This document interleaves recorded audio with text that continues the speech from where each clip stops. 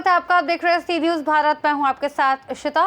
भारतीय किसान यूनियन के राष्ट्रीय प्रवक्ता राकेश टिकैत आज प्रयागराज पहुंचे। यहां उन्होंने एक महापंचायत एवं पैदल मार्च का आयोजन किया। भारी बरसात के बीच में किसान यूनियन के पदाधिकारी एवं कार्यकर्ता पूरे उत्तर प्रदेश सहित पंजाब, हरियाणा, राजस्थान से पहुंच रहे हैं। इस अवसर पर राकेश टिकैत से खास बातचीत हुई। इस बातचीत के दौरान उन्होंने कई ऐसे मुद्दों पर प्रकाश डाले जो कि भारतीय किसान यूनियन के प्रमुख मांगों में से एक है। उन्होंने न केवल देश की अर्थव्यवस्था पर कुठाराघात किया, बल्कि सरकार की नीतियों की आलोचना करते हुए उसे पूरी तरीके से किसान विरोधी करार दिया। उनका साफ कहना था कि दिल्ली की सरकार की जो कलम है वह काफी पक्षपातपूर्ण है, जो सिर्फ बड़े बड़े उद्योगपतियों को ही देख रही है। उन्होंने साफ तौर से कहा कि यह स्थिति बन रही है तो अगले 5 सालों में उत्तर प्रदेश से ही पूरे देश में कृषि योग्य भूमि रह जाना संभव नहीं रहेगा। उन्होंने ये भी कहा कि हमेशा से किसान यूनियन को सरकार का समर्थक कहा गया है। जब जिस पार्टी की सरकार आती है वे किसान यूनियन को पिछली पार्टी का समर्थक कहने लगता है। हर राज्य में हमें अलग अलग पार्टियों के समर्थक के रूप में देखा जाता है, लेकिन सच्चाई ये है कि हम किसी भी पार्टी के समर्थक नहीं हैं और हम एक्शन पार्टी हैं, लेकिन राजनीति से हम दूर हैं और हम राजनीति नहीं करना चाहते। सुनिए। महापंचायत का एक आयोजन किया गया, इसके क्या कुछ उद्देश्य हैं और किस तरह का धरना प्रदर्शन जारी है? आज 4 जगह पूरे प्रदेश में पंचायतें हैं। प्रयागराज में, आगरा, अलीगढ़ और गौतम बुद्ध नगर। बड़ा इशू है भूमि अधिग्रहण का। पूरे प्रदेश और देश भर में जो 2013 का भूमि अधिग्रहण कानून था उसमें संशोधन कर दिया, उसका मॉडल एक्ट बना दिया और उसकी पूरी पावर स्टेट को दे दी। स्टेट ने पूरी पावर डीएम को दे दी। तो जमीनों को लूटा जा रहा है। ये आंदोलन होंगे। हालांकि पूर्व से आप लोगों का लगातार आरोप रहा है सरकार पर अधिग्रहण को लेकर के, क्या कुछ अभी तक कोई डिमांड आप लोगों की स्वीकार नहीं की गई है? स्टेट में पूरी पावर है।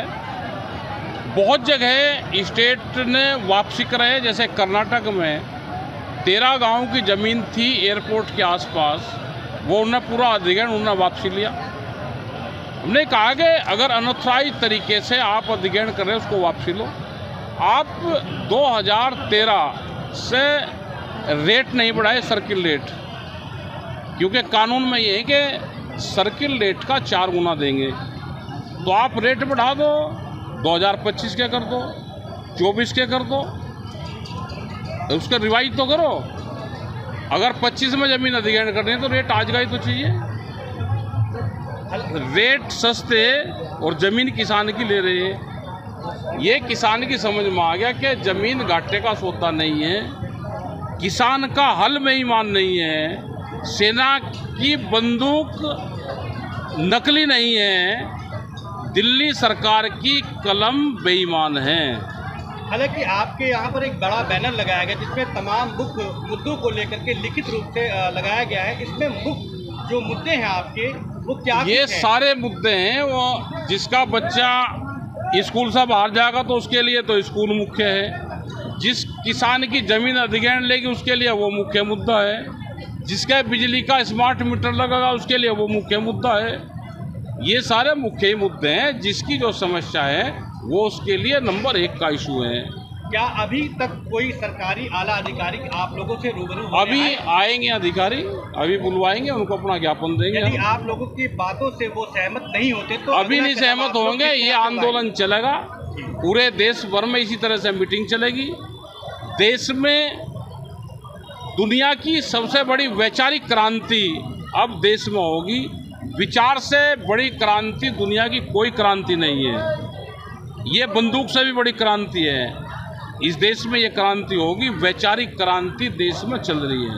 भारत के किसानों को किस तरह का आज के इस कार्यक्रम के माध्यम से संदेश देना चाहेंगे? संदेश ये है कि आंदोलन का रास्ता कर लो, पॉलिटिकल सिस्टम से दूर हो जाओ। आपको इस देश को आंदोलन बचाएगा।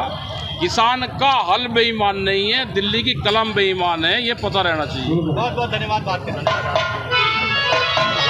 प्रयागराज से सीधी संवाददाता जाबिर अली की रिपोर्ट। इस खास रिपोर्ट में फिलहाल इतना ही। देश और दुनिया की तमाम बड़ी जानकारियों के लिए देखते रहिए सी न्यूज भारत।